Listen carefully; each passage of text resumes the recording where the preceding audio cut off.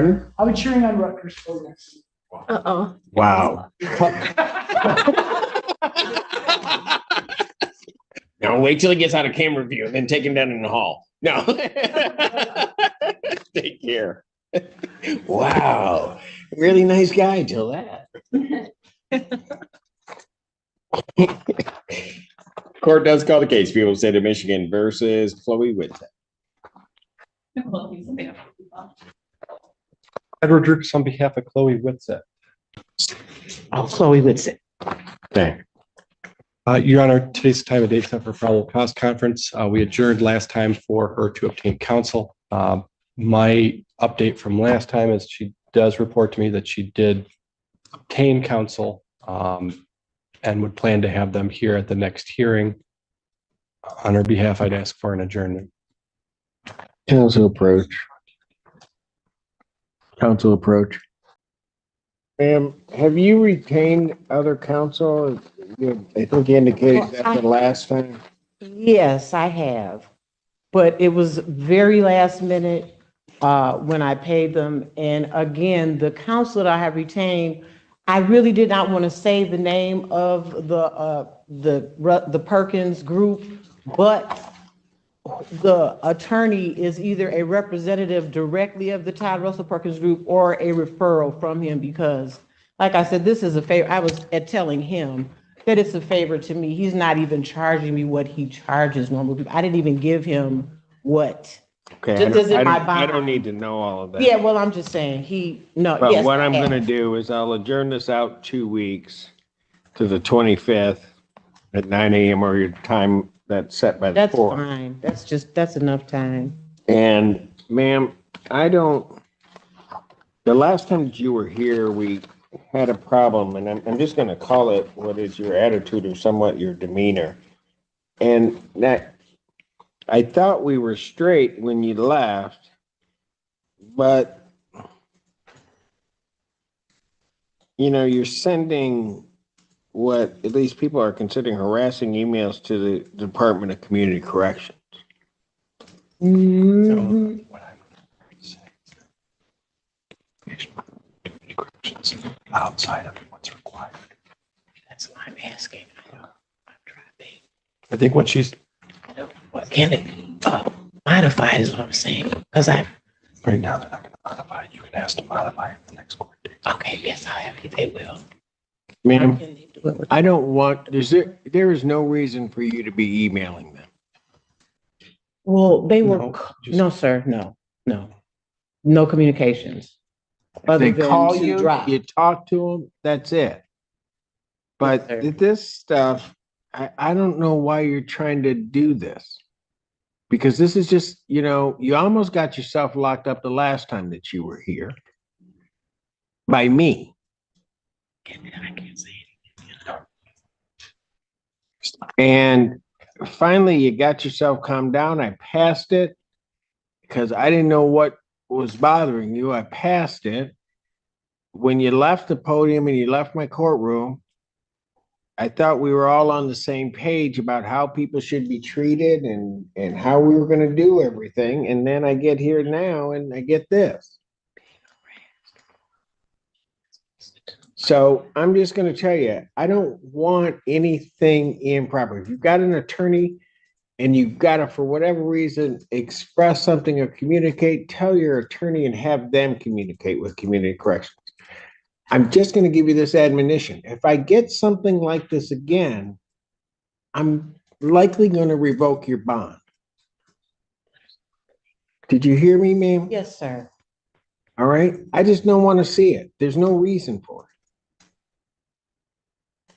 See you on the 25th. Bond will continue. Thank you, Your Honor.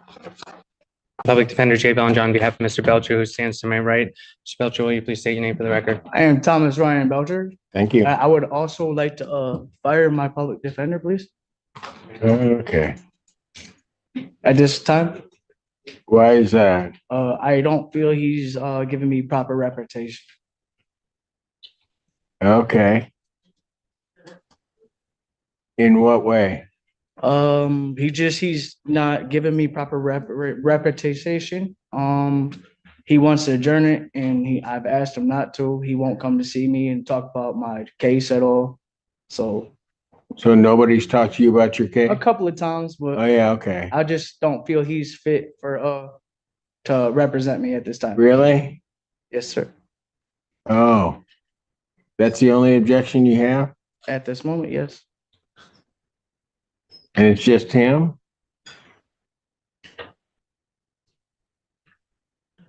Well, it's an office that is representing you. I understand that. I've asked him not to have it adjourned, and he's trying to have it adjourned with. Okay, so you want it set for a prelim? I would like that, yes, sir. Okay, is all the discovery complete, counsel? No, Your Honor. So you want to go to prelim without all the discovery being in and not knowing everything? I that also what you're would like a telling new me? public defender too. This What? time. Well, you'll have to deal with their office regarding that, but he's here. He's qualified, he's representing you. He's trying to actually protect your interests by not setting the exam where he doesn't have all of the information to be able to adequately discuss it. But I presume with your law degree, you decide you want to do it some other way. I actually do not have one. Yeah, that's what I thought. Kind of knew that. That's why you should probably let him handle it. Did you want to see all your discovery or you just want to go to exam? I would like to see it. What? I would like to see the discovery. Okay, so the only way that's going to happen is by following exactly what counsel wants to have happen to adjourn it so he can get it all, sit down and talk with you. Does that make sense? It does, yes. Yeah, it sounds probably the same thing he said to you. You'll just take it from me, but you won't take it from him. That makes no sense. Instead of talking, you ought to start listening. Your motion to fire counsel is denied. Counsel, you want an adjournment? Your Honor, we would just be asking for 2 weeks. There's an investigation finishing up in our division.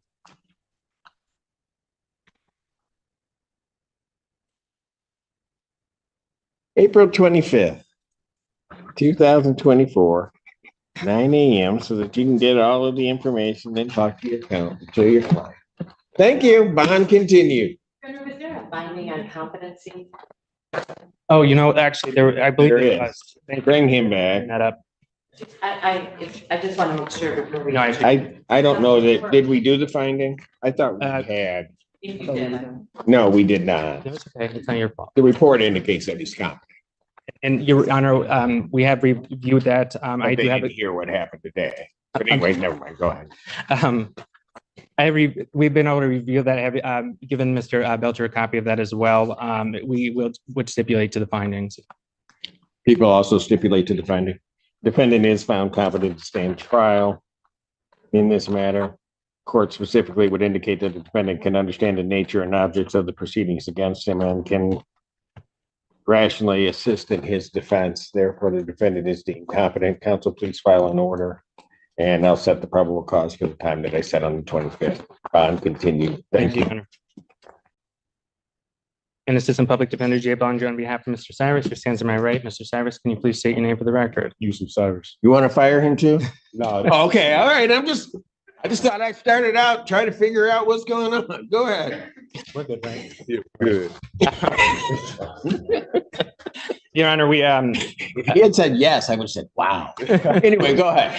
What begins as a routine morning inside a Michigan courtroom quickly turns into a tense and revealing series of exchanges that highlight just how unpredictable court proceedings can become when defendants challenge legal advice or attempt to control the direction of their own cases. As the hearing begins, the court calls the case involving a defendant who previously appeared before the judge and had been given time to obtain legal representation.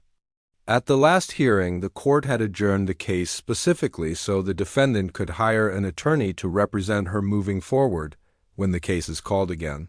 The judge immediately asks for an update. The defendant confirms that she has recently retained legal counsel. However, the arrangement appears to have been made at the very last minute.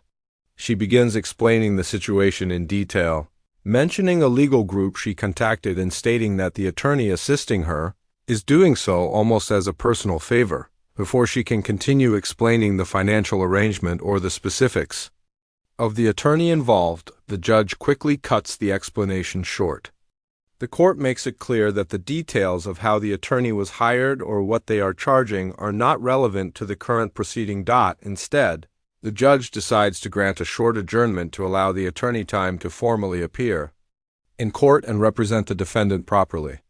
The hearing is rescheduled for 2 weeks later, but before ending that part of the case, the judge brings up a serious concern about the defendant's behavior since the last hearing. According to the court, there were issues with the defendant's attitude and conduct during the previous appearance.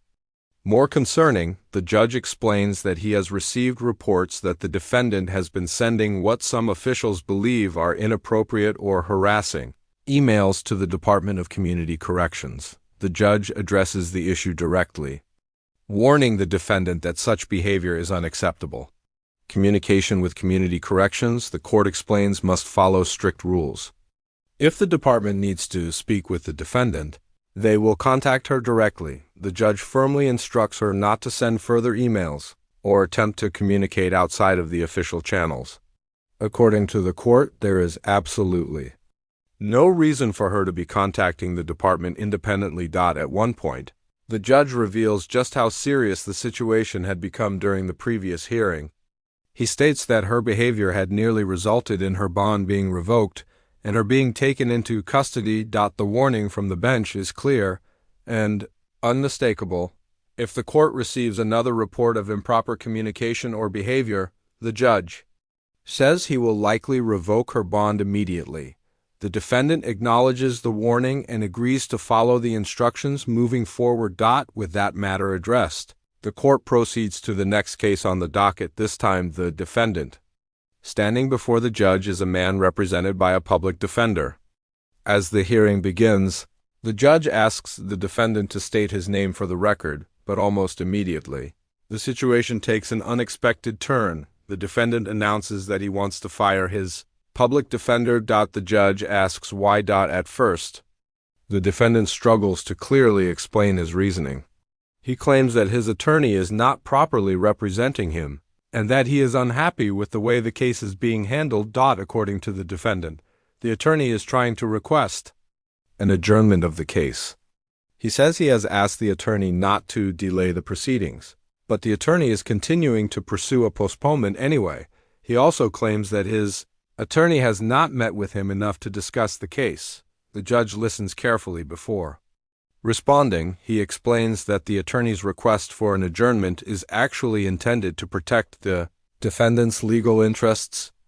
According to the court, the investigation in the case is still ongoing and the defense has not yet received all of the discovery, the evidence and information related to the charges, proceeding to a preliminary examination without reviewing all of the available evidence would put the defendant at a serious disadvantage. The judge points out the obvious problem with the defendant's request. He wants to move forward with an important legal hearing without even seeing the evidence against him. The judge then asks the defendant a simple question: does he want to review the discovery in his case?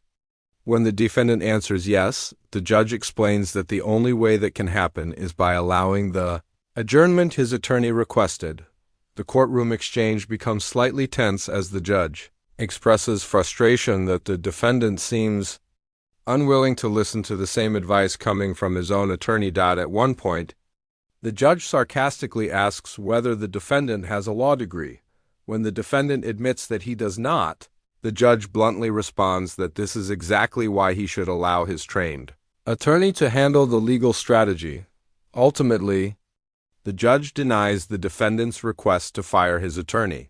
The public defender remains assigned to the case, and the court grants the 2-week adjournment so the defense team can finish reviewing evidence and complete their investigation. Just when it seems the hearing is about to end, another important procedural issue arises. The court realizes that a formal competency finding has not yet been entered into the record. The judge quickly addresses the matter. A report from mental health evaluators indicates that the defendant is competent to stand trial. The prosecution and defense both agree with the findings of the evaluation. After reviewing the report, The judge officially rules that the defendant is legally competent. The court states that the defendant is capable of understanding the nature of the proceedings and is able to assist in his own defense with that determination made. The judge schedules the next hearing for April 25th, where the probable cause. Conference will take place. As the proceedings wrap up, the courtroom briefly shifts to another case, and the judge humorously asks the next defendant whether he also intends to fire his public defender.